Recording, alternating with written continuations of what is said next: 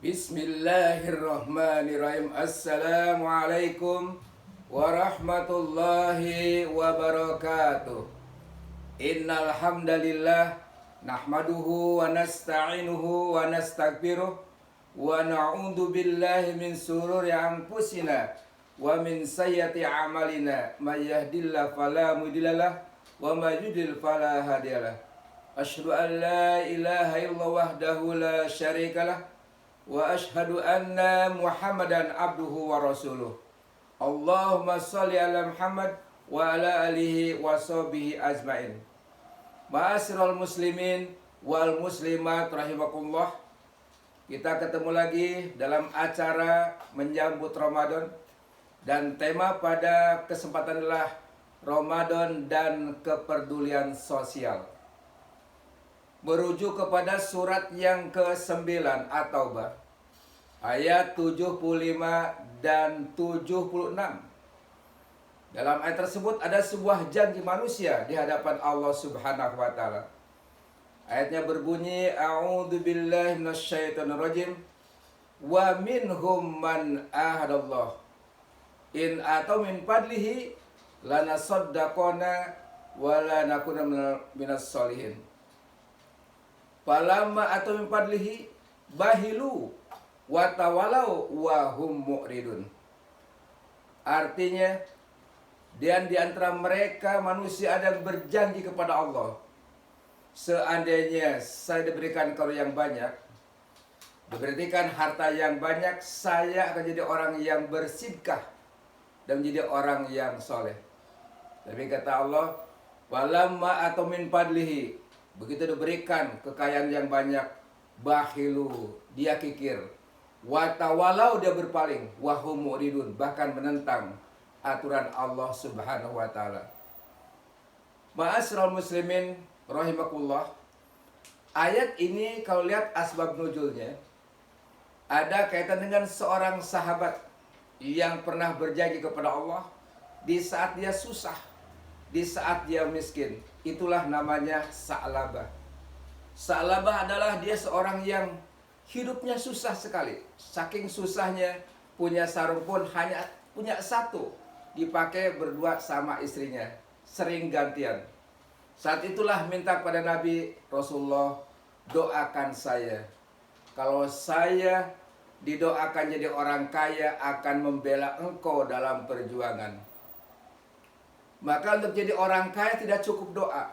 Satu, Rasulullah memberikan doa supaya berkembang kekayaannya, tapi juga setelah rasio, Nabi memberikan modal kambing supaya dia berkembang kekayaannya. Berkat doa Rasul itulah makanya, karena pengaruh doa dan fasilitas diberikan, maka kambing yang diberikan oleh Nabi berkembang biak dengan sebaik-baiknya. Tapi apa yang terjadi? Di saat kekayaan semakin menumpuk, semakin banyak, ternyata dia tidak pernah untuk disarukan kepada yang berhak. Padahal Allah sudah berjanji dalam surat yang ke-16, yaitu An-Nahl ayat 71. Sebetulnya ketika dilebihkan kekayaan, Pak, hakikatnya harus disalurkan. Wallahu faddala ba'dakum ala ba'din fi rizki. Allah akan lebihkan yang satu dengan masalah rizki. Paman daladina fudilu birodihim rizkim ala malakat aiman pahum pihim sawa. Apa binikmatillah yasadun. Allah akan melebihkan yang satu dengan yang lain masalah rizki. Tapi ingat kata Allah, barang siapa Allah lebihkan rizkinya, tolong disalurkan kepada orang yang berhak nerimanya, di antara hamba saya, supaya orang lain pun merasakan rezeki kita sama merasakannya. Kalau tidak, kata Allah, apa binikmatillah, kalian sedang mengingkari nikmat Allah Subhanahu wa taala. Ternyata Allah ciptakan ada orang yang kaya, ada orang yang miskin. Itu sengaja Allah supaya timbul adanya interaksi sosial. Apalagi di zaman sekarang yang sedang kita kena musibah, di mana banyak pengangguran yang terjadi karena dia PHK, banyak pekerja harian yang tidak bisa makan. Kenapa? Karena memang kondisi yang terjadi seperti ini. Maka saat inilah kita memahami tentang hakikat kepedulian. Dan ternyata Allah sudah memberikan undang-undang. Yaitu apa? Metode Allah dengan istilah zakat. Karena dalam sistem ekonomi ada sistem kapitalis, ada sistem sosialis, tapi Allah berikan undang-undang masalah kekayaan, yaitu apa? Mengambil jalan tengah, itulah zakat. Karena karakter kapitalis itu adalah memperkaya orang kaya. Kalau istilah bahasa Jalil Amjad, gunung yang tinggi diuruk, tapi nanti ada sumur yang sudah dalam digali. Itulah kapitalisme. Maka tumbuhlah untuk menghalai kapitalis adalah sosialisme. Diusahakan supaya orang semua sama rata sama rasa. Tapi juga tidak adil. Kenapa? Karena ada orang yang pengangguran dapat uang, sementara yang semangatnya tinggi dapatnya segitu juga. Tidak adil. Maka disitulah Allah memberikan konsep tentang zakat dalam rangka merangsang orang mencari kekayaan, tapi juga ada hak orang lain. Kenapa? Karena Allah nyuruh manusia sekaya-kayanya jadi orang kaya, tapi kekayaannya harus salurkan kepada orang lain. Itulah zakat. Makanya konsep zakat, kalau kita lihat di surat At-Taubah ayat ke-103, khud min amalim sodakotun, ambillah harta sebagai sodakoh, tutohirkum wa tujahim, supaya bersih hartanya. Ternyata bukan cuma bersih harta, wa yuzakim, juga bersih batinnya. Kenapa? Orang kaya banyak yang batinnya kotor. Orang miskin juga banyak yang sakit hatinya.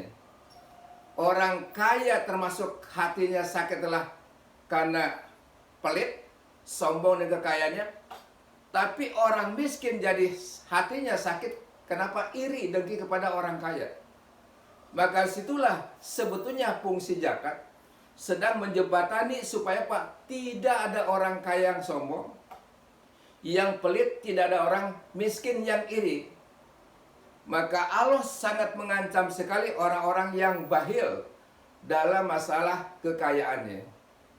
Ancaman yang berat dalam surat Ali Imran ayat 180, wala yahsabannal ladzina yabkhuluna bima atahumullahu wa khairlahum bal huwa syarrul lahum saytawakuna ma bahil biyaumal qiyamah walillahi mirasus samawati wal ard wallahu bima ta'maluna khabir.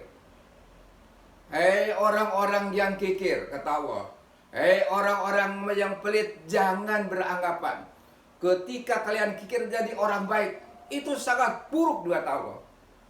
Kenapa? Karena harta yang dikikir itu akan dikalungkan di hari kiamat berbentuk api di lehernya. Karena kata Allah, walillahi mirasus samawati wal ard, ini sudahlah milik Allah, warisan langit bumi, dan Allah mengetahui apa yang kita perbuat. Maka disitulah dalam hadis al-bakhilu aduwullah, orang yang kikir adalah musuh Allah Subhanahu wa taala.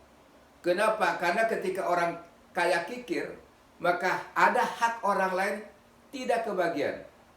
Ketika kita kumpul dalam sebuah acara, kita ingin ngundang orang 100 orang, disiapkanlah konsumsinya, diundang orangnya, diabsen, takut kekurangan. Tapi kenapa ketika dibagikan ada orang tidak kebagian? Ternyata ada yang ngambil hak orang lain. Maka orang yang kikir sebetulnya sedang mengambil hak orang lain yang harusnya disalurkan, tapi tidak disalurkan. Makanya ada ayat yang berikutnya, surat At-Taubah, ancaman orang yang suka menimbun harta, baik emas atau perak atau deposito, tapi kalau tidak disalurkan maka akan mendapatkan azab yang sangat pedih di hadapan Allah Subhanahu wa taala. Surat At-Taubah ayat 34, 35. Bagaimana Allah mengancam pada orang yang suka menimbun kekayaan?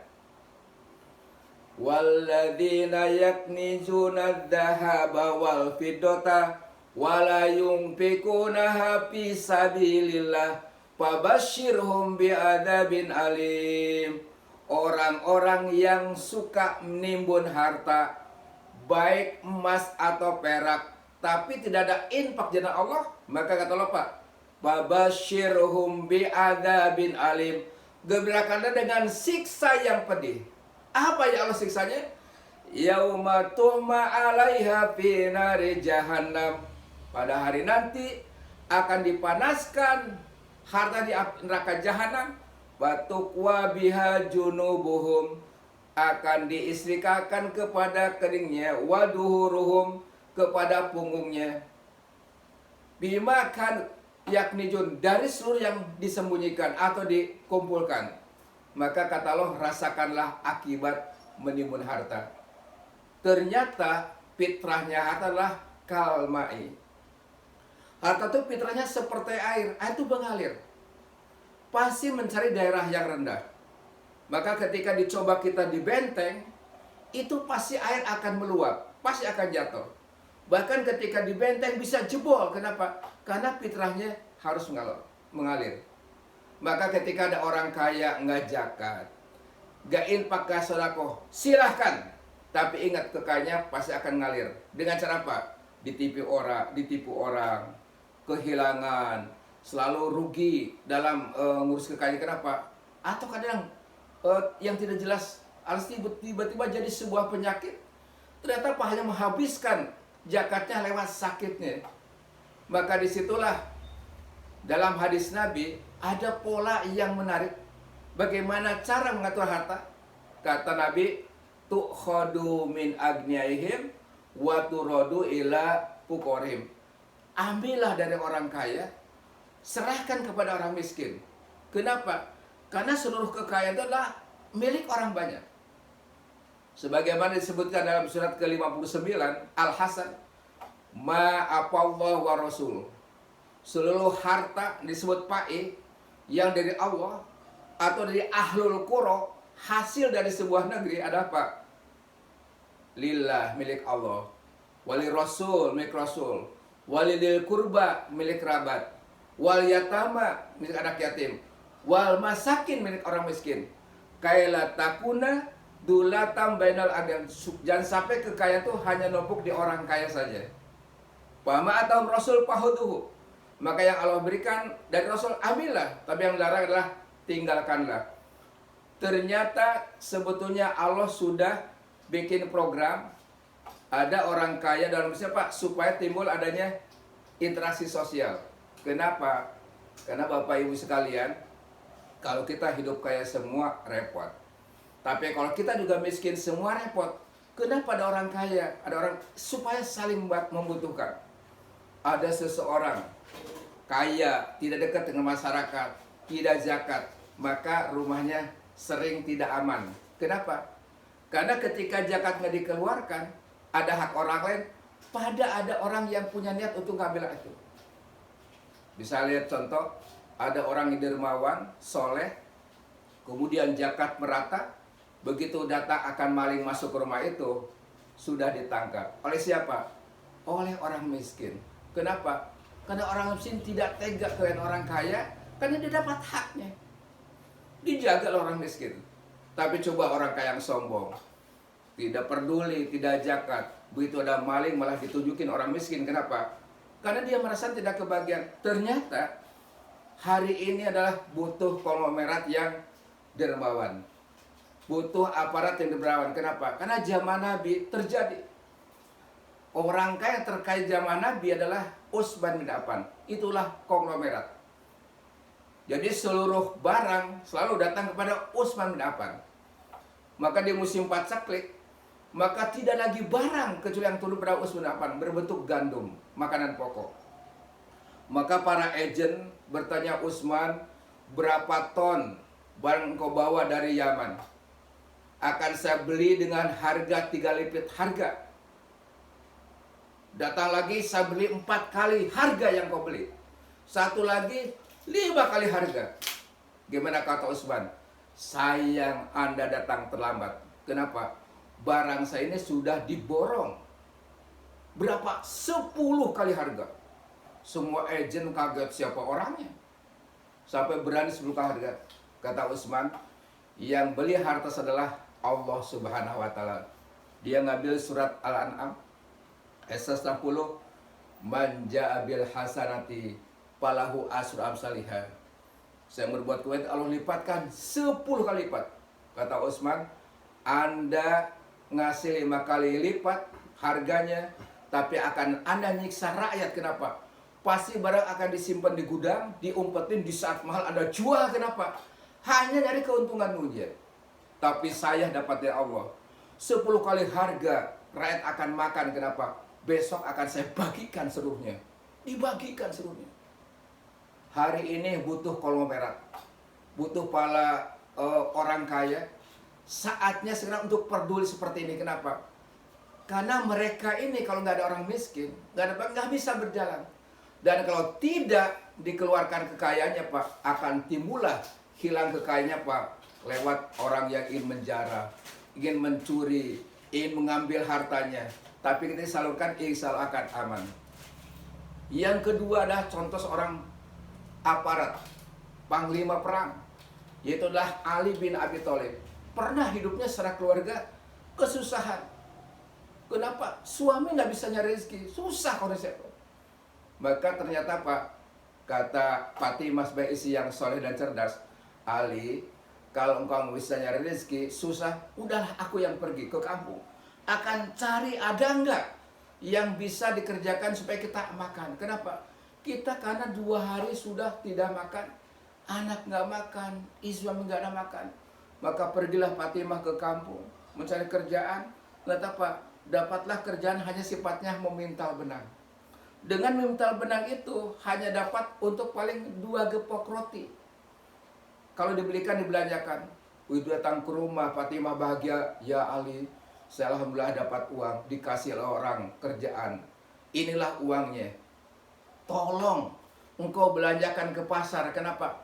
Karena kita 2 hari udah nggak makan. Maka kata Ali, karena engkau yang mencari, jangan kau yang ke pasar, biar aku ke pasar. Begitu hampir 5 meter ke pasar, ada yang menedahkan tangannya. Ya Ali, hal indaka syai, apakah kau punya sesuatu? Aku sudah 5 hari nggak makan. Ali saking cinta Allah dan Rasulnya, mendengar sudah 5 hari nggak makan, dia baru 2 hari, uang itu langsung diserahkan kepada orang tadi. Karena dia adalah teman berjuang yang lebih senior, dan keluarganya lebih banyak. Bisa bayangkan, keluarga kita, istri kita di rumah yang sedang kelaparan, nggak ada makanan, istri sudah mencari rezeki, dibelikan oleh suami ke pasar, tiba-tiba dikasih sama orang lain. Pasti kita akan terjadi kiamat keluarga.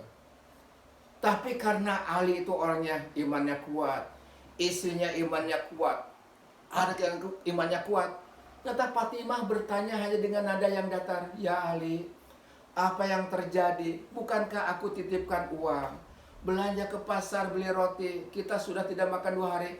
Kenapa engkau dengan tangan yang hampa? Mana yang engkau beli? Apa kata Ali? Ali menjawab dengan nada yang datar. Dan yang datar, Fatimah, seandainya engkau tahu, begitu saya ambil ke pasar ada orang lebih membutuhkan, dia sudah 5 hari nggak makan, kita baru 2 hari, berarti dia lebih berhak makan uang kita. Maka serahkanlah kepada dia. Apa jawaban istri yang soleh? Ya Ali, seandainya yang pergi ke pasar itu saya, terus saya pun ketemu dengan orang yang ketemukan, saya pun akan berbuat seperti engkau. Inilah yang dibutuhkan hari ini. Yaitu apa? Orang yang berani nolong hambanya di saat hambanya kesusahan.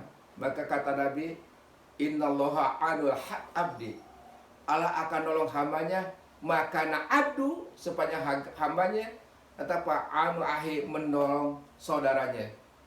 Inilah sempurna iman, kata Nabi. La yu'minu ahadukum hatta yuhibbu li ahi ma yuhibbu nafsihi. Belum sempurna iman seseorang sebelum cinta seperti cinta kepada dirinya. Saatnya lah sekarang pala konglomerat keluarkan uangnya. Orang punya kesempatan, karena kalau tidak akan hilang dari sininya. Dan kalau tidak hilang di dunia, Pak, diazab di hadapan Allah Subhanahu wa taala. Itulah saatnya Robbani sekarang Pak peduli kepada orang lain. Kalau kita ingin selamat dunia, selamat akhirat. Itulah renungan pada suasana ini. Maka tutup dengan pada majlis. Subhanallah bihamdik. Asyhadu an la anta. Astagfirullahaladzim. Assalamualaikum warahmatullahi wabarakatuh.